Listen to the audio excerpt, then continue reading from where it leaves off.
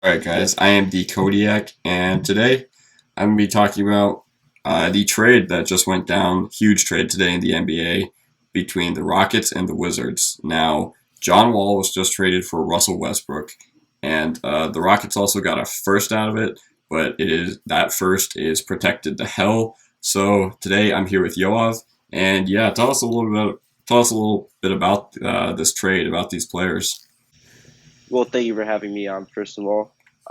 And the trade was the players are very similar, both John Wall and Russell Westbrook. Hmm. They're both aging athletic point guards. They've been around I think Westbrook's been around for 11 years, Wall 10, I want to say. Uh, and as you know, the first round pick was involved. The protections on that are if the it's a 2023 protected pick, so it's protected in the lottery. So if that pick falls into the lottery, it will stay, and then it'll go on to the next year to 2024, where it's top 12 protected. So if that falls into that, it'll go to 2025, where it is top 10 protected. And if it falls into the top 10, that'll go into 2026, uh, where it is top 8 protected. But if that falls into the top 8, then it becomes two second rounders next year. So it is a lot of protections on the pick. Uh, Personally, I was surprised they couldn't get an unprotected pick. I guess it makes sense. I think the Wizards have a shot at not making the playoffs. I personally do not believe they will, but I think that is their goal. I do. I personally do not support the goal of just making the playoffs. I'm of the mindset that you should either tank or contend.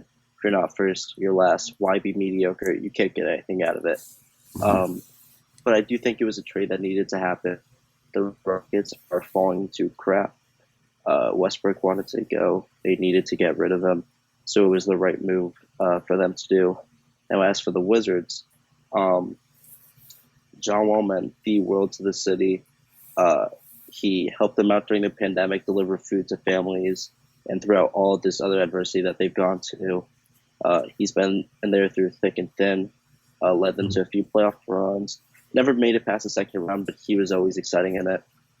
Uh, they had that sweep one year in the first round against the Hawks, where that was the year they had Paul Pierce and stuff.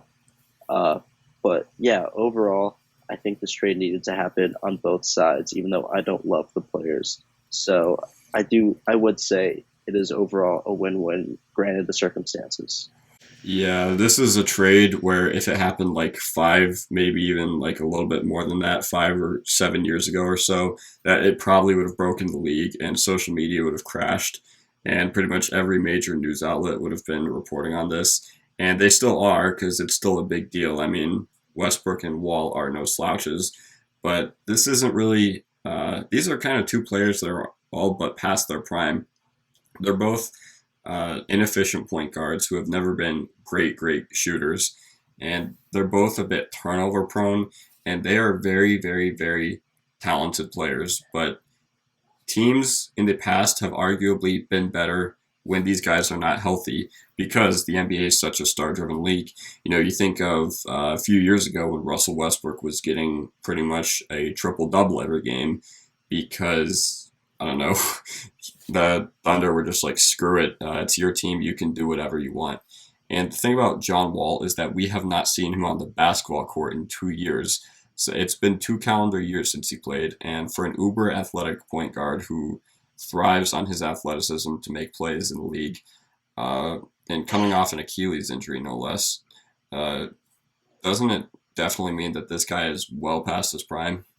Well, I definitely think he is, but I also believe James Harden has to be behind this in some way because recently Hmm. reports came out and sort of video footage that they were balling together, playing pickup games in Miami.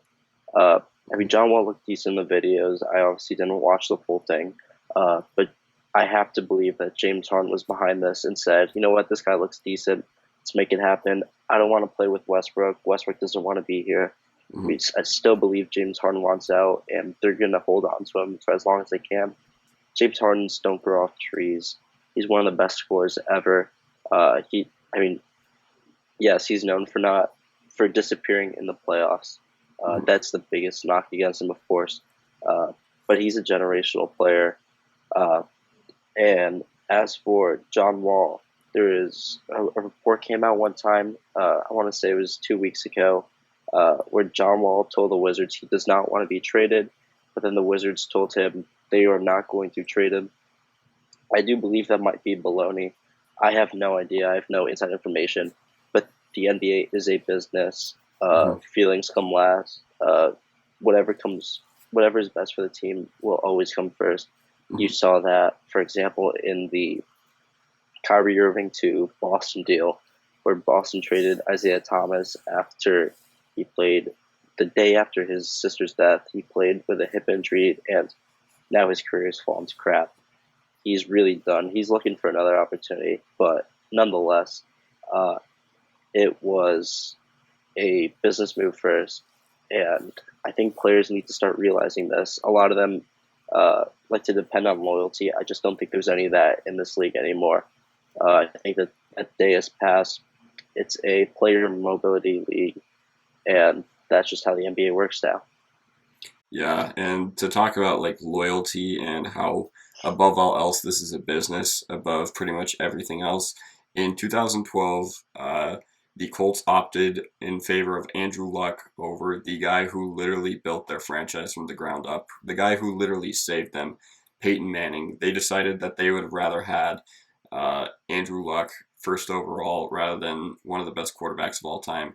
And I know we're not talking about football right now, but it's just an example of how teams, you know, sometimes they decide to cut bait. And whether it's better or for worse, I don't know. It's just so variable on the situation. But the thing about Washington is that John Wall was the absolute heart and soul of this team. And Wizards fans are pissed because there's that video of Westbrook shoving Wall on the way to the locker room, and now Wizards fans are just like, "Oh, look at this piece of shit. He Yeah, plays for us now."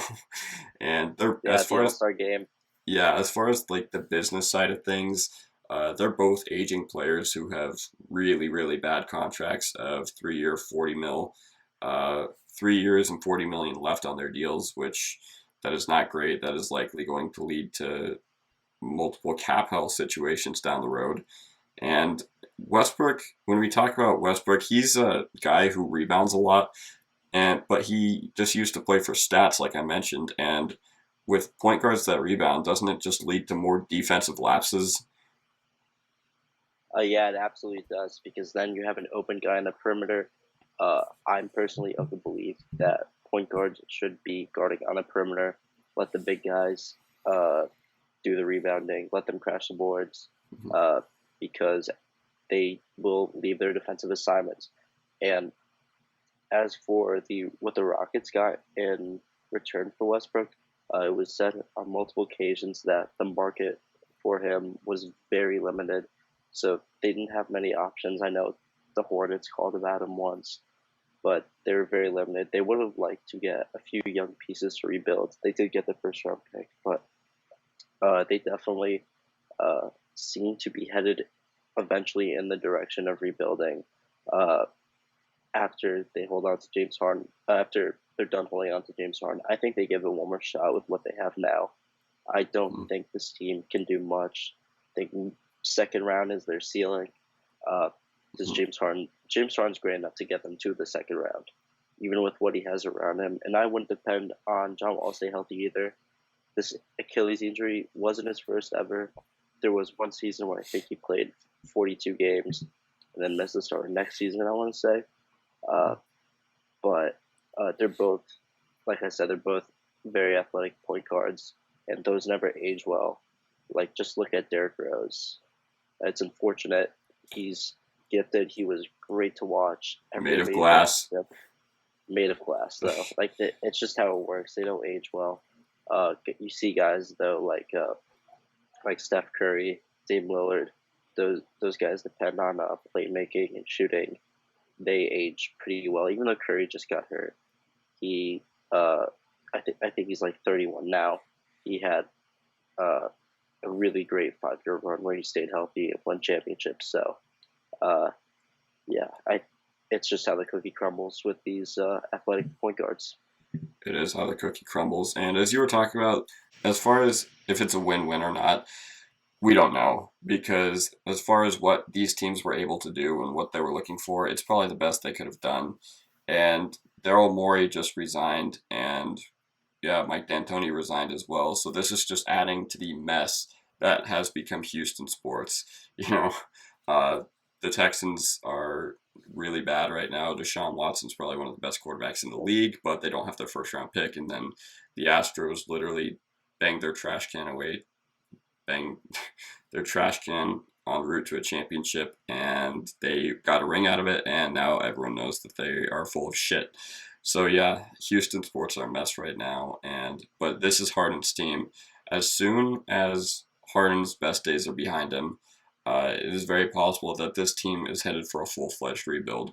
I know their owner is absolutely terrible, and I have literally zero faith that when the heart and soul of this franchise leaves, they can turn it around. But yeah, that is just how everything works in this business nowadays. Any last thoughts? Well, yeah, as you said, these teams, I wouldn't say they got exactly what they wanted, but this was the best they can do.